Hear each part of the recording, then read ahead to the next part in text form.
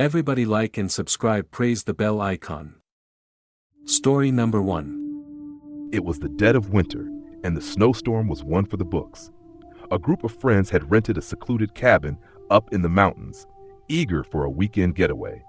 They were looking for nothing more than peace and quiet, away from the chaos of their daily lives. What they didn't anticipate was that the storm would trap them in a nightmare of terror. The first day was calm enough. They spent their time by the fire, playing board games and reminiscing about old times. The snow piled up outside, but there was no sign of anything out of the ordinary. That night, as they settled into their rooms, the wind picked up. The howling outside grew louder, and by morning the storm had intensified to a full-blown blizzard. Visibility was near zero. The snow had buried the cabin's driveway, and they were stranded. With no way to leave, they decided to make the most of the situation. They tried to enjoy the storm, but something felt off. The wind whistled through the cracks of the cabin, and every so often the floorboards creaked unnaturally. At first, they chalked it up to the old cabin settling, but as the hours passed, the strange noises intensified. Around dusk, one of the friends, Emily, went to fetch firewood from the porch. As she stepped outside, she noticed something odd. There were fresh footprints in the snow, leading away from the cabin. They weren't there before. She called out to her friends, but no one answered. Her heart began to race. She cautiously followed the footprints, but as she ventured further into the swirling snow, they abruptly stopped. Panic set in. Emily ran back inside, but when she reached the door, she felt a chill run down her spine. A figure stood in the distance, obscured by the blizzard.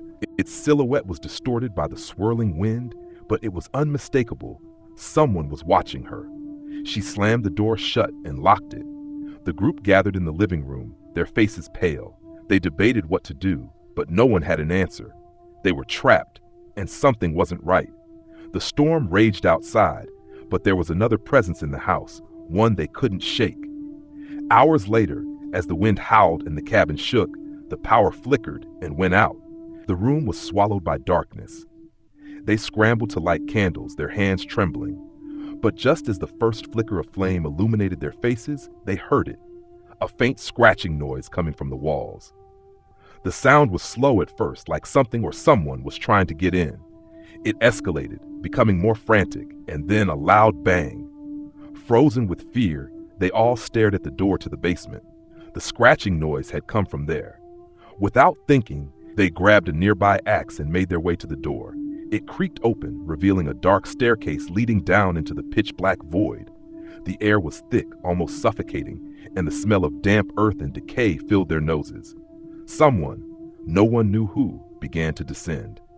Each step was agonizingly slow. The others followed, gripping whatever makeshift weapons they could find. As they reached the bottom, they found something they couldn't explain, a trapdoor, hidden behind piles of old, rotting furniture. And then they heard it, the sound of soft, desperate whispers coming from underneath it. With trembling hands, one of the friends opened the trapdoor. What they found was worse than any of them could have imagined. Beneath the cabin, deep in the cold earth, was an old, abandoned shelter. Inside, there were remnants of people who had lived there long ago, furniture, clothes, and food, along with something far more disturbing. The walls were covered in scratch marks, as if something had been desperately clawing at them to escape. But that wasn't the worst part. In the corner, a figure hunched over. It wasn't human. It was gaunt, with skin pulled tight over its bones. Its eyes were wide and unblinking, and its lips curled back in a grotesque smile. It hadn't been scratching the walls. It had been waiting. The friends bolted for the stairs, but the creature's scream sent them running blindly through the blizzard. One by one, they vanished into the snow, their screams drowned out by the storm. Only 2 made it back to the cabin, and when they did, the storm had stopped as abruptly as it had started. They called for help, but when rescuers arrived, the cabin was empty. The only trace left of the group was a set of fresh footprints in the snow, leading nowhere. To this day, no one knows what happened to them, but some say the blizzard wasn't just nature's wrath. It was something far darker, a warning to anyone who dares venture too close to the old cabin. The storm, they say, isn't over. It waits. Story number 2. It was a late November night when the storm rolled in, heavy and unrelenting. Sarah and her boyfriend, Jake, had been driving along a desolate stretch of highway, heading home after visiting family. They weren't familiar with the area, but the road seemed straightforward enough. The wind howled outside, and the snow whipped across their headlights, creating an eerie, blinding effect. As they drove, the storm intensified, and the roads began to freeze over. They saw a flicker of light in the distance, an old, run-down gas station. It looked like a lifeline in the middle of nowhere. They decided to stop and get some supplies, hoping to wait out the storm. As they pulled in, the station was almost entirely deserted, the only light coming from a single flickering bulb above the door. Inside, the station was just as abandoned as it seemed from the outside. The shelves were dusty, and the air smelled stale, like it hadn't been touched in years. They rang the bell by the counter, but no one answered. It was strange, but not entirely alarming. Maybe the owner was just in the back or had stepped out. They took a few minutes to look around, then turned to leave, when the door slammed shut. A jarring sound echoed from the back of the station, followed by a faint voice. It was muffled, but it sounded like someone was whispering. Sarah strained to listen, but the voice was too soft to make out. The storm outside had become even fiercer, and the windows rattled with the wind. They tried the door, but it wouldn't budge. "Jake, let's just get out of here," Sarah said, her voice wavering.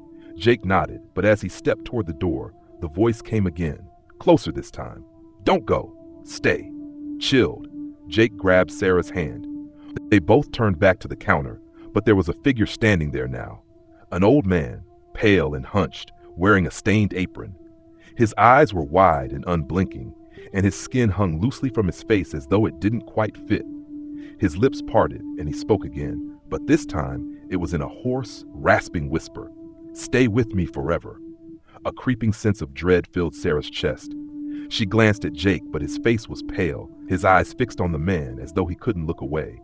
They both felt an icy chill sweep through the air, colder than the blizzard outside.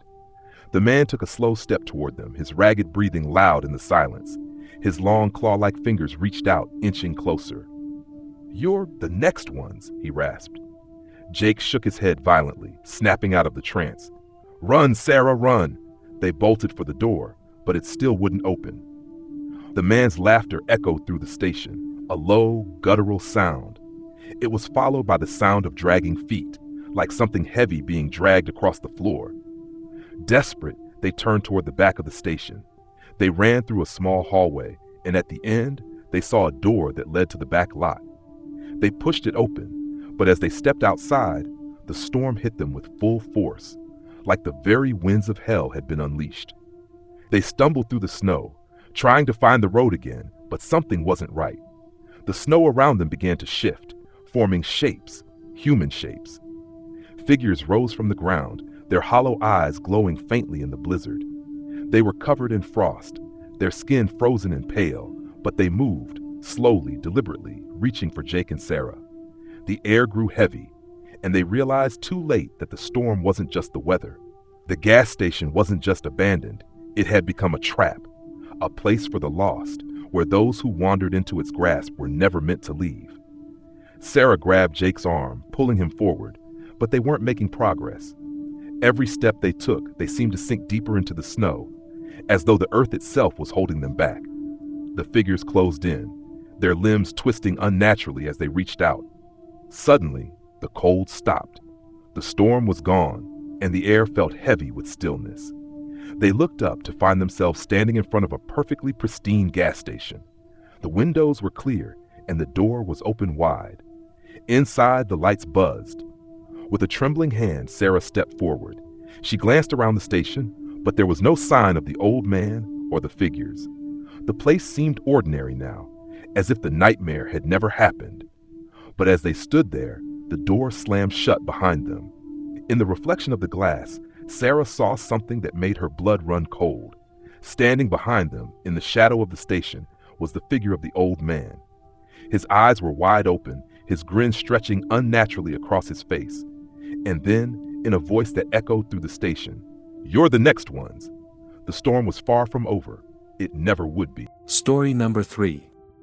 It was late one summer evening when Claire and her friend Natalie decided to take a hike through the woods near their small town. They had been on many hikes before, but this time they chose a more remote trail. The woods were thick with trees, the air rich with the scent of earth and pine. The sun had just begun to dip behind the horizon when they set off, eager to catch the last rays of daylight. The further they ventured, the more the trail seemed to disappear. The trees were dense, and the path grew less distinct. They tried to laugh it off, but Claire could feel a growing unease in the pit of her stomach. The forest had a heavy silence, broken only by the occasional snap of a twig beneath their boots. At some point, they lost track of time. The sunlight had long faded, and now the woods were bathed in the eerie glow of twilight. Claire checked her phone, but there was no signal. She turned to Natalie to suggest heading back, but her friend was a few steps ahead, peering into the darkening forest. "I think I hear something," Natalie whispered, a look of concern creeping across her face. Claire froze, straining to listen. At first she heard nothing, but then, just on the edge of her hearing, came a soft, rhythmic tapping. It sounded like footsteps, slow and deliberate, walking parallel to their path. "Natalie, we need to go," Claire said, her voice trembling. But Natalie shook her head. "Wait, it's just an animal. Probably just a deer or something. We'll be fine." Reluctantly, Claire followed as Natalie continued down the path. The tapping noise came again, louder this time, almost as if it were directly behind them. Claire's heart pounded in her chest, but she didn't want to admit her fear. She tried to keep up with Natalie, but the forest seemed to grow darker with each passing step. The trees loomed like silent watchers. Suddenly, they came to a clearing, and in the center of it was a small, dilapidated cabin. It looked abandoned, its windows boarded up, the wood weathered and rotting, but there was something about it that seemed wrong. The air was heavy, thick with a sense of foreboding. "Natalie, this place gives me the creeps," Claire said, her voice barely more than a whisper. Natalie stopped in front of the cabin, her eyes wide. "Do you hear that?" she asked. The tapping had stopped, but in its place was a new sound, low, almost imperceptible whispers. The words were indecipherable, like an incantation or chant coming from somewhere inside the cabin. Before Claire could respond, Natalie pushed open the creaking door, stepping inside. The air inside the cabin was stagnant, as though it hadn't been disturbed in years. The floorboards groaned beneath their feet, and the walls were covered in strange symbols, drawn hastily in what looked like old, dried blood. Claire hesitated in the doorway, her instincts screaming for her to leave. But before she could turn to go, Natalie called out to her, "Claire, you need to see this." Reluctantly, Claire stepped inside.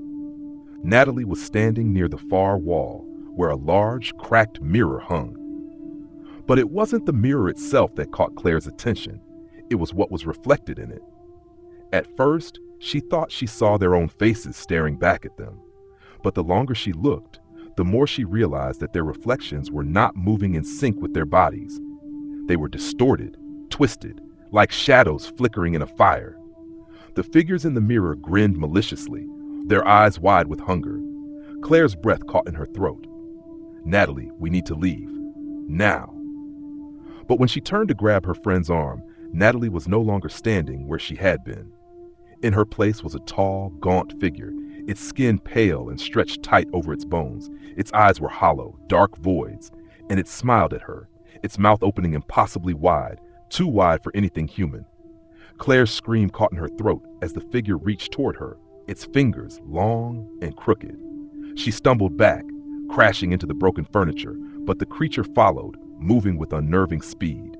The whispers grew louder, and the room seemed to close in on her. She turned to run, but the door slammed shut, trapping her inside. The floor beneath her feet seemed to shift, and she fell through a hole in the floorboards, tumbling into a dark, cold pit below. The air was thick with the smell of decay. As she scrambled to her feet, she could see shapes moving in the darkness. Humanoid shapes, but twisted and wrong. They were all around her, crawling on the walls and ceiling, their limbs contorted in ways that shouldn't have been possible. Their eyes glowed faintly in the dark, all fixed on her. A voice whispered from the shadows, "You shouldn't have come." Claire scrambled to escape, but her limbs felt heavy, her vision blurred. The shapes closed in, and as one of them reached out to grab her, the world went black. The next morning, the sun rose over the forest, its light casting long shadows across the trees. When searchers arrived to look for Claire and Natalie, they found the trail they had taken, but it ended abruptly at the edge of the clearing. The cabin was gone, as though it had never existed. Only the whispering wind remained, carrying with it the faintest hint of a chilling laugh.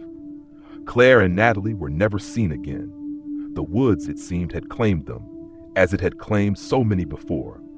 The cabin, too, had disappeared, leaving nothing behind but the stories, the warnings, for anyone who dared to venture too far into the forest. Story number 4.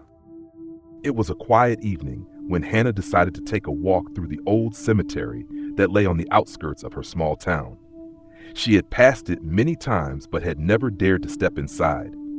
The cemetery had always given off a strange energy, an oppressive silence that seemed to swallow the surrounding sounds. But tonight, something felt different. The air was crisp, and a full moon hung high in the sky, casting an eerie glow over the weathered gravestones. Curiosity got the better of her, and she pushed open the creaky gate. The moment she stepped inside, the temperature dropped. She shivered, but it wasn't from the cold. It was as if the cemetery itself was aware of her presence, watching her, waiting for something. The ground was uneven, and the stones jutted out from the earth like jagged teeth. The wind whispered through the branches of the old trees, but the cemetery was unnervingly still.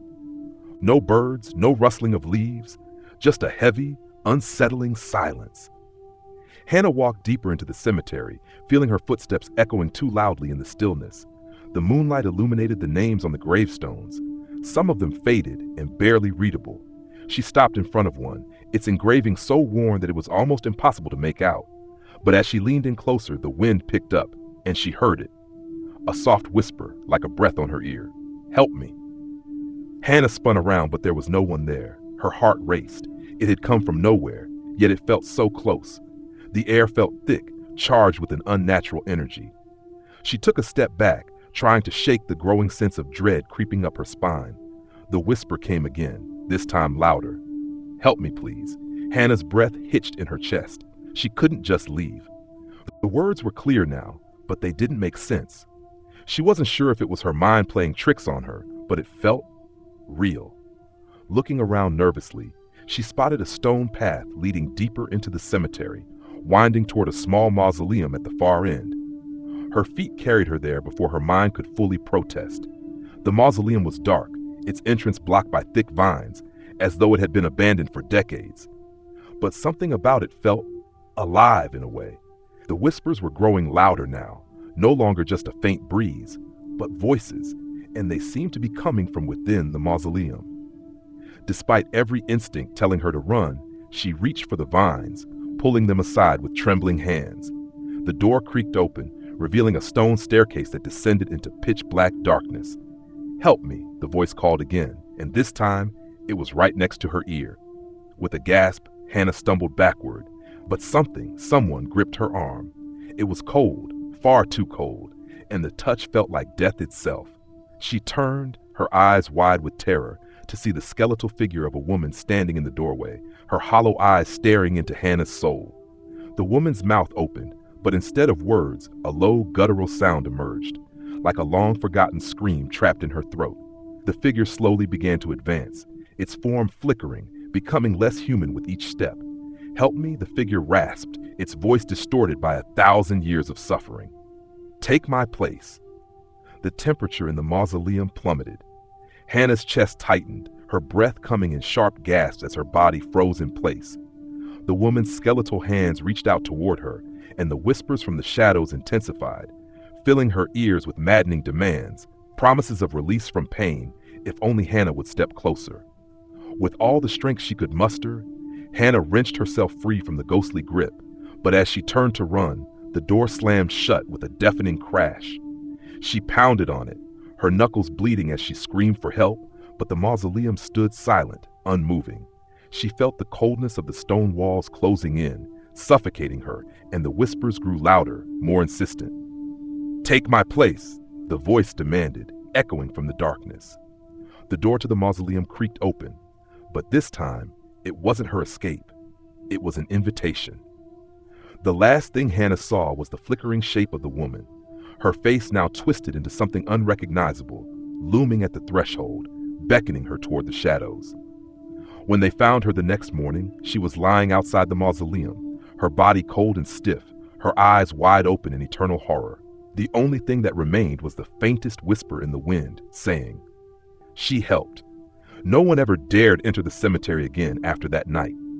The whispers still lingered on the breeze, but now they were silent to all but the dead, and those who walked too close to the graveyard could feel it, a heavy presence, watching, waiting for the next to offer their help.